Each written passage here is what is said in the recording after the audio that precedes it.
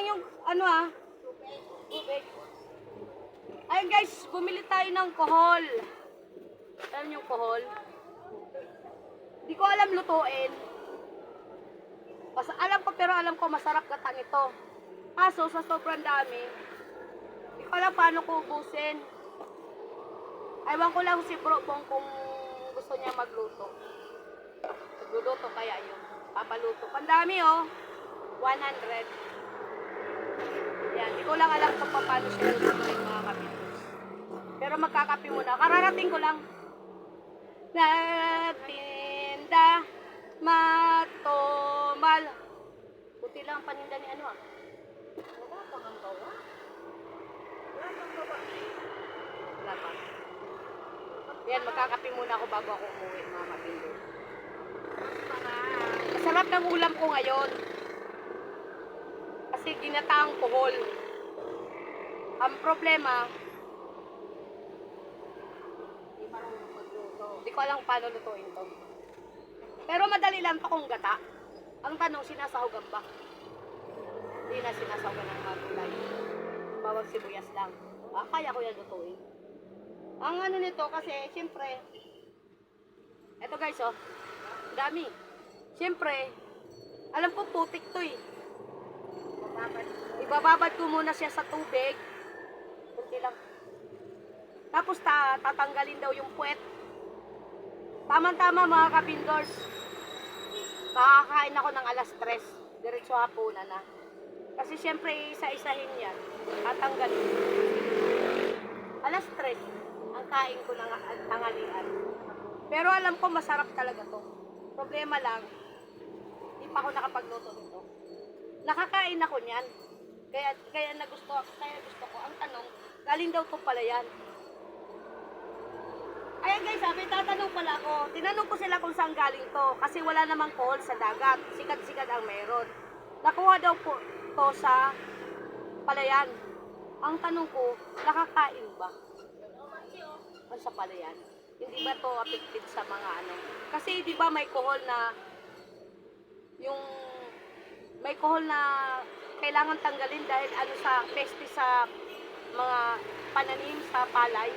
So hindi ko alam kung ano kaya. Itatanong ko muna kay Bro Bong. Kasi yun, ano talaga yun bihasa talaga yun. Tatanong ko muna kung pinakain niya din. Kung hindi, sayang na 100. Nakakain ako dito sa ginataan sa island, the island. Nakatikim ako ng ginataan. Ang sarap. At saka doon ako nakatikim ng yung maliliit na alimasag. Yung sobrang liliit. Crispy nila. Pinirito nila ng crispy. Ayan, kararating ko lang. Kape muna ako, duman muna ako dito sa pahingahan ko. Kasi grabe init. Kape muna ako bago ako umuwi. Ang mahal ng kape sa amin dahil 20.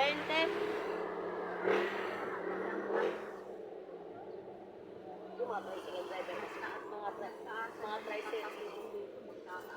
mga tricycle driver kasi nagkakape. 20 na. Ang mahal na talaga ngayon, grabe. Yung gasol, abot na ng 1.7. Saan ka pa, mga kapindors? Araw-araw tumataas yung bilihin.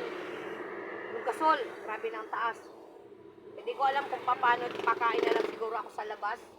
Tapos idudugpod ko na lang yung mga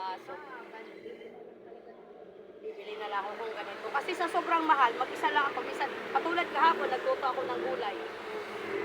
Hindi ko naubos. So hanggang ngayon may tira pa. Ang ano daw kasi may kamatis, sobrang init, masisira. Kaya sabi ko hindi na ako magluluto. Magtsaga muna akong bumili ng pagkain. Kaya lang ito, aywan ko ba kung bakit napabili ako nito.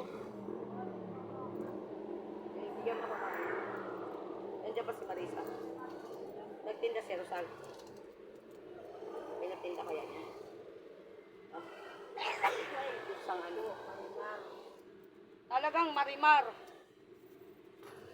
Kape tayo kahit mainit. O diba? Bakit ang sarap magkape kapag pagod? Yung galing ka na nga sa arawan, tapos ganito pa magkakape ka.